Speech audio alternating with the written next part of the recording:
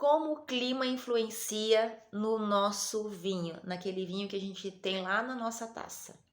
Bom, de forma absolutamente direta. Hoje a gente vai falar de uma forma bem mais genérica sobre vinhos de clima quente e vinhos de clima frio. Como a gente percebe já na nossa taça, com o vinho ali, a possibilidade que esse vinho seja de uma região mais quente ou de uma região mais fria? Bom, basicamente, de uma forma bem simples, características dos vinhos de clima quente. Então, vinhos mais encorpados, vinhos mais opulentos, mais estruturados, teor alcoólico mais alto, acidez mais baixa, gama aromática, frutas maduras, frutas negras mais maduras, compota, geleia, especiarias, esses aromas um pouco mais, às vezes até de uma fruta cozida, uma fruta mais passadinha, a depender da safra e de como aconteceu essa maturação. Vinhos de clima frio, vinhos mais leves, mais frescos, com os aromas de frutas mais frescas, mais ácidas, flores brancas, acidez mais alta, teor alcoólico geralmente mais baixo. Vinhos de clima quente, frutas tropicais bem maduras, então, né? Vamos fazer, por exemplo, vamos pegar aí um Chardonnay lá da Califórnia, um Chardonnay aqui da Serra Catarinense, por exemplo, ou de Chablis, uma região bem conhecida e conceituada, que são, né, símbolos do Chardonnay. A gente consegue avaliar de forma bem tranquila as diferenças aromáticas, mesma uva, as diferenças aromáticas e a composição do vinho na nossa taça. Mas além disso, é tudo muito mais complexo, né? O ciclo fenológico da videira, ele é extremamente complexo e temperatura, radiação solar, ou seja, horas de sol, horas de frio, umidade, chuva, seca, tudo isso influencia diretamente, principalmente, vamos focar no estágio de maturação da uva. E é esse estágio que vai denotar para mim, então, qual é esse estilo de vinho, se ele está mais ali para as regiões mais quentes ou para as regiões mais frias. Nas regiões mais quentes, esse ciclo de maturação, essa etapa, ela é muito mais rápida, ela é mais encurtada, então eu não demoro muito para a planta alcançar a maturação. É claro que a variedade influencia muito, tá, gente? Cada variedade tem um ciclo fenológico, um número de dias em que ela demora para da brotação até a colheita, esse número de dias, e varia. Podem ser 120 dias, 150. Aqui na Serra, a Cabernet Sauvignon, por exemplo, passa dos 200, né? Então, por que é importante eu saber o quanto dura esse ciclo da planta? Justamente para eu saber qual variedade eu tenho que escolher a depender da região na qual eu vou cultivar a minha uva. Porque uma Cabernet Sauvignon aqui na Serra Catarinense, por exemplo, dificilmente ela vai ter condições de alcançar a sua maturação completa. Por quê? Porque começa a fazer frio antes dela alcançar essa maturação. E aí, quando eu começo a ter dias mais frios, a planta ela já entende que está no momento dela começar a diminuir a sua velocidade, o seu ciclo, né? O seu metabolismo. Então, por isso que é importante a gente conhecer a variedade, a região, a condição climática para escolher qual variedade é mais adequada. Mas voltando às nossas regiões de clima quente e clima frio. Então, nas regiões de clima quente, eu tenho esse ciclo de maturação menor, eu tenho uma concentração de açúcares maior, então esse processo de concentração dos açúcares, porque a fotossíntese faz com que eu acumule essas reservas, esses carboidratos, que vão ser os meus açúcares lá depois durante a minha fermentação. Então, nas regiões de clima quente, esse acúmulo é maior porque o calor as temperaturas altas faz com que isso seja mais acelerado. Em contrapartida, a degradação dos ácidos também acelera, então também é mais rápida. Então eu concentro muito açúcar, posso ter um vinho com teor alcoólico mais alto, mas a acidez baixa, um vinho que não tem tanta acidez. Isso pode ser um problema, tá, gente? Muitas regiões precisam precisam adicionar algum acidificante para conseguir aumentar um pouquinho essa acidez.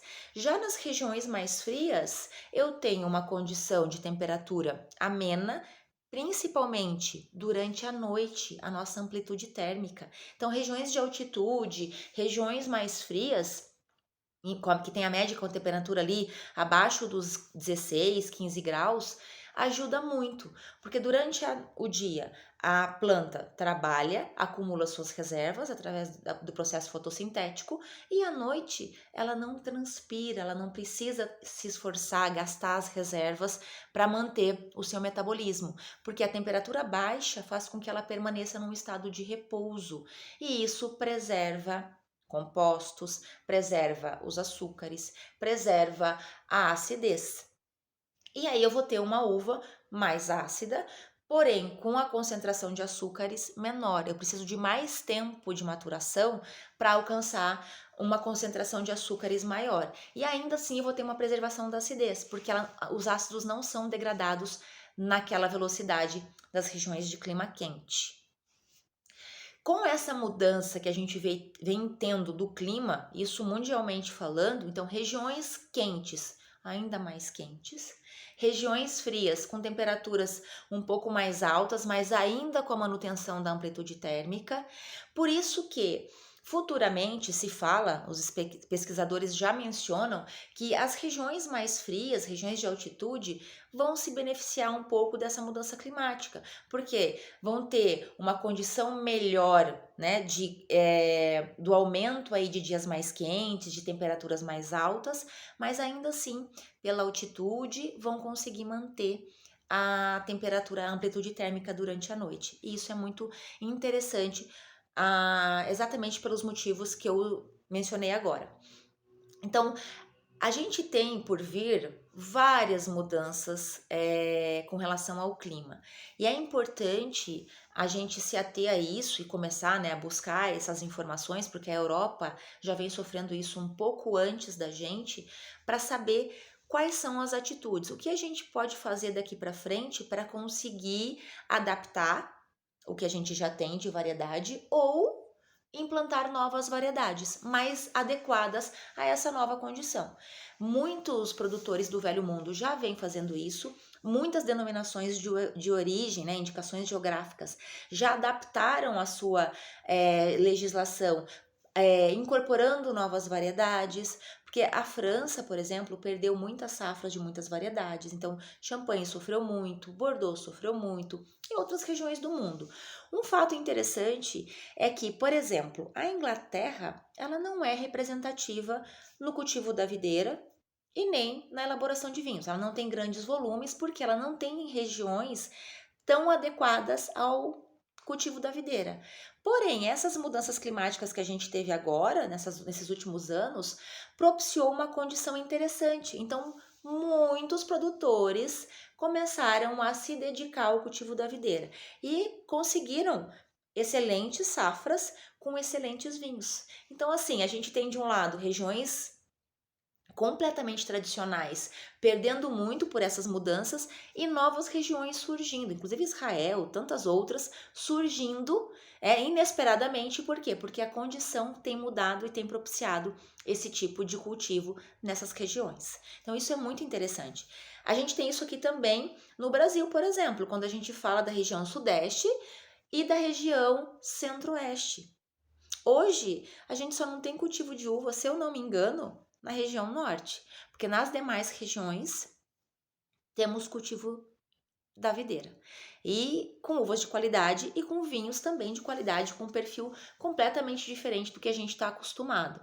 E por quê? Porque hoje a tecnologia tem contribuído para que a gente consiga manejar a videira e fazer com que ela produza mesmo em regiões que a gente não tem primavera, verão, outono e inverno de forma bem dividida, bem definida. Então, lá no centro-oeste, por exemplo, a dupla poda, o manejo e a intervenção com fito-hormônios, né? Outros manejos que vêm sendo aplicados ali, tudo ainda experimentalmente, mas algumas coisas já foram batidas ao martelo, outras ainda estão em testes, para entender Todas as variedades conseguem se adaptar a essa condição de dupla poda e nessa região em que eu não tenho frio, eu não tenho horas de frio e a planta para brotar, ela precisa do frio, teoricamente, hoje a gente já viu que não é bem assim, nem todas as variedades. Por isso que a gente escuta muito, porque o Syrah tem tido destaque. Então, algumas variedades, elas vão se adaptar muito bem a essa condição e a esse tipo de manejo. Outras variedades não vão conseguir, ou pelo menos não vão se expressar na sua melhor forma, né? Então, tá tudo muito incipiente ainda, são necessários vários anos de pesquisas, vários testes de manejos diferentes, de fito-hormônios, de condição para que a videira consiga tipo de irrigação, quanto irriga, quanto não irriga, assim como a gente vê lá no Nordeste, né? Que já desde a década de 70 eles vêm conseguindo fazer esse trabalho por meio da irrigação e do uso de fito-hormônios. Então, essa possibilidade, né, do homem controlar o ciclo fenológico da planta é muito interessante.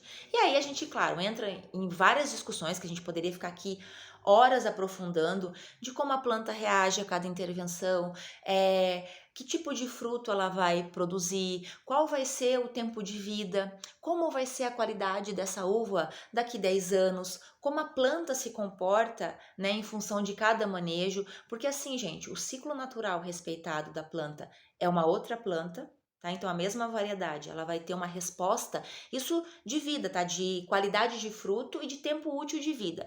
Cada planta vai ter uma condição em função daquela região na qual ela está e do manejo que ela recebe, tá? Então assim, a mesma videira, a mesma variedade, ela não vai ter o mesmo comportamento no passar do tempo das safras lá na região centro-oeste e aqui na Serra Catarinense, por exemplo. Né? Isso altera bastante. Então, essas intervenções, elas nos dão respostas na planta. Hoje, a gente não tem dados ainda muito concretos sobre isso. Tá? As avaliações vêm sendo feitas, são vinhedos muito jovens, a gente não consegue ainda ter resultados, ter dados para avaliar essa resposta da planta com o passar das safras, mas a gente já sabe que altera o ciclo da planta, que altera o tempo de vida e o tipo de fruto que ela vai produzindo com o passar das safras. Bom, provem vinhos de clima frio, provem vinhos de clima quente, né? Entendam aí quais são essas diferenças na taça e saibam que a temperatura, a insolação, a umidade, a quantidade de água, tudo isso influencia na resposta da videira. Ela precisa de todos esses atributos, né? De toda essa condição adequada para conseguir fazer com que ela lá no final tem aquele fruto que vai nos dar aquele vinho. Então, o teor alcoólico é influenciado por esse manejo, por essa condição climática, a acidez.